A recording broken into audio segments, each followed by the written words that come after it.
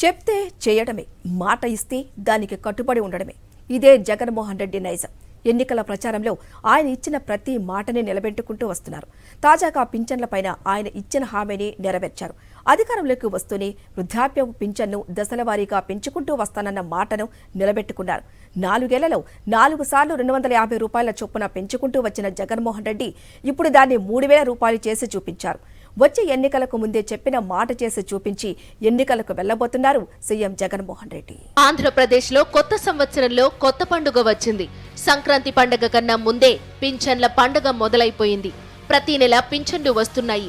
అందులో కొత్తేమీ లేదు. కానీ ఈసారి ఏపీలో వృద్ధులు ఏకంగా 3000 రూపాయల పింఛన్ అందుకున్నారు. 2019 ఎన్నికలకు ముందు జగన్మోహన్ రెడ్డి ప్రజలకిచ్చిన హామీ ఇది.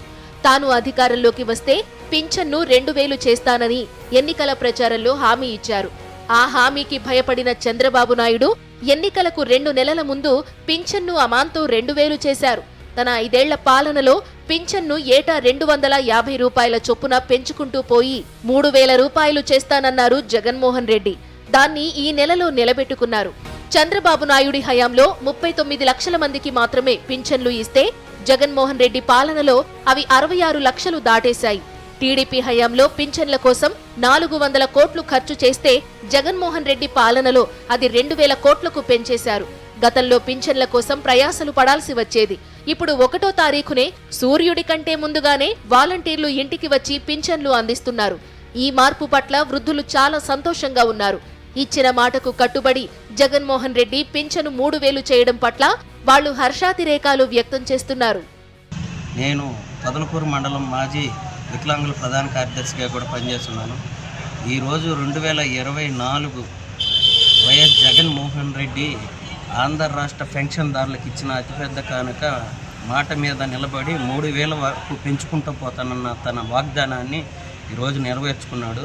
దానికి ఆయనకి అభినందనలు తెలుపుతున్నాను. అదేవిధంగా గత ప్రభుత్వంలో పెన్షన్ తీసుకోవడానికి ఎంపీడీఓ ఆఫీసుల కాడికి వచ్చి పడిగాపులు కాస్తూ ఎంతో ఇబ్బంది పడుతున్న ప్రజలకు వాలంటరీ వ్యవస్థ వల్ల సచివాలయం వ్యవస్థ ద్వారా ప్రతి 1వ తేదీ ఉదయం 6 నుంచి 8 గంటల లోపల పెన్షన్ మొత్తం పంపిణీ పూర్తి చేయడం చాలా ఆనందకరంగా ఉంది. మా భర్త చనిపోయిన తర్వాత వీడియో పెన్షన్ వచ్చింది. 2750 ఇస్తున్నారు. 2వ తారీఖున 3000 రూపాయలు చేశాడు. ఇంకెప్పటికీ పేదవారిని ఎట్లే జగన్మోహన్ రెడ్డి ఆదుకోవాలని, ఇంకా జరిగే ఎలక్షన్లో కూడా ఆయనే మాకు ముఖ్యమంత్రిగా రావాలని మేమందరం సంతోషపడుతున్నాము. దివ్యాంగులకు ఇప్పటికే 3000 పింఛను వస్తోంది.